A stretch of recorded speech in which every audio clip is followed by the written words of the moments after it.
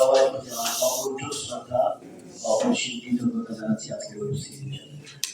যতদূর বাংলা ভাষা ততদূর এই বাংলাদেশ, এই হচ্ছে ফোবারার মূল প্রতিপাদ্য বিষয়। আমরা একটা বিদেশীয় সাংস্কৃতিক পরিমণ্ডলে বাস করছি। ফোবারার মুখ্য উদ্দেশ্য ছিল, আজ পর্যন্ত আমরা 40 বছরে পদার্পণ করেছি একটা উদ্দেশ্য নিয়ে।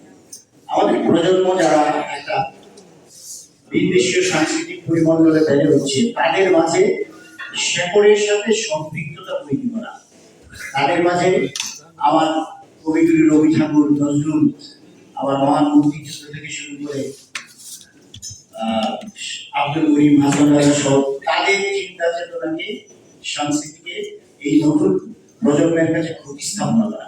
আমরা অনেকটা সফল হয়েছি। আপনারা শুনলে আশ্চর্য হয়ে যাবেন, ওখানে জন্ম নেওয়া মেয়েরাওটা আমাদের পিছনে বসে আছে। আমাদের একটা নতুন প্রজন্ম চমৎকার কবিতা আবৃত্তি করে, ভারতনাট্যমের চমৎকার ডান্স করে, তারপর এত চমৎকার করে রবীন্দ্রসঙ্গীত গায়, আপনারা শুনলে আশ্চর্য হবেন। এটা ফোবারার সফলতা আমি মনে করি।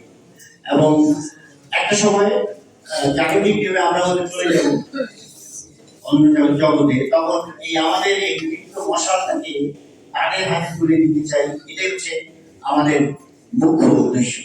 আপনারা একেবারে আমাদেরকে সাহায্য করবেন, আপনাদের প্রসারের মাধ্যমে আমরা যদি কোনো ভুল করে থাকি সেখানটায় আপনারা সমালোচনা করবেন, আমরা আমাদেরকে কারেক্ট করবো।